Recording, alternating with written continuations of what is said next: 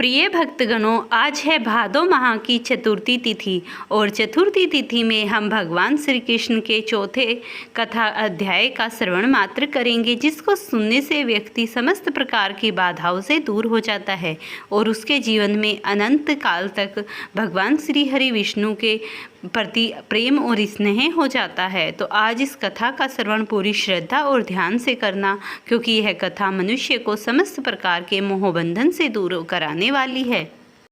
ओम नमो भगवते वासुदेवाय नमः। गण गणपताय नमः। ओम नमः शिवाय। प्रिय भक्तगणों, आज भगवान श्री कृष्ण को अति प्रिय होता है। भादो माह में विशेष रूप से श्री कृष्ण और श्री गणेश जी की पूजा की जाती है। प्रिय भक्तगणों, इस माह की पवित्रता को देखते हुए इस माह को प्रायश्चित माह भी कहा जाता है।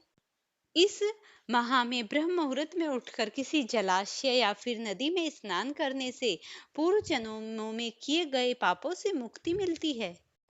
भादो माह को दान स्नान का फलदाता माह भी कहा जाता है।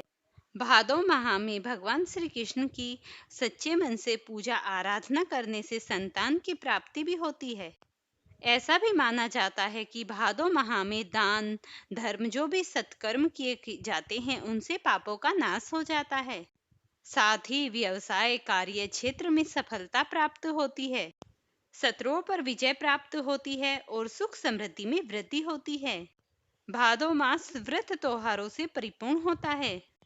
ऐसा भी माना जाता है कि इस माह में पुराणों शास्त्रों को प्रणाम करके उनका पठन करने से मनुष्य को बहुत ही सुख शांति और उनका रहस्य में जानकर पुण्यों की प्राप्ति होती है। प्रिय भक्तों, अब आप सुनिए भादो माह चतुर्थ अध्याय की कथा। प्राचीन समय की बात है। विक्रमपुर नामक नगर में धर्मसेन नाम का एक राजा रहा करता था। राजा न्यायशील, प्रजाप्रिय तथा धर्मशील था। उसकी पत्नी धर्ममालिनी भी भगवान की सच्ची सेवा करने वाली थी और वह हर समय भगवान श्री हरि के चरणों में सेवा करने के लिए लगी रहती थी। राजा रानी के पास अपार धन और अपार प्रकार की खुशियां और समृद्धियां थी। बस उनके जीवन में एक ही दुख था, उनके संतान नहीं थी। राजा जहाँ भी सत्कर्म होते, यज्ञ होते, जो भी कुछ सत्कर्मों में भाग होता, उनमें सबसे पहले लिया करते थे।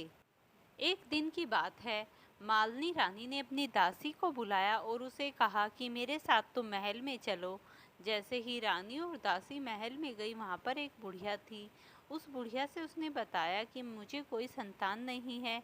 तब उस बुढ़िया ने कहा कि तुम भादोपद की चौथ का व्रत करो और उसकी कथा सुनो, इतना करने मात्र से तुम्हें संतान हो जाएगी।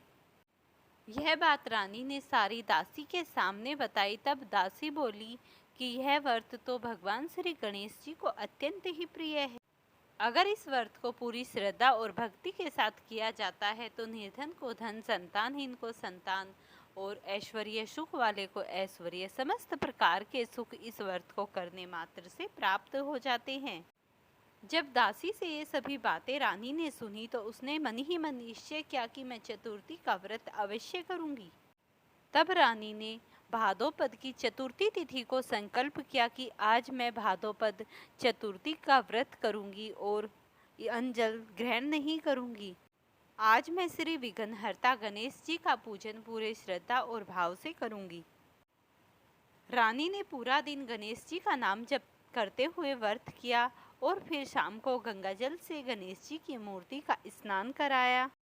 फिर रानी ने गणेश जी को दूर्वा, मोदक और मिष्ठान के लड्डू, बहुत सी चीजें अर्पित की और मंत्रों के साथ गणेश जी का पूजन किया।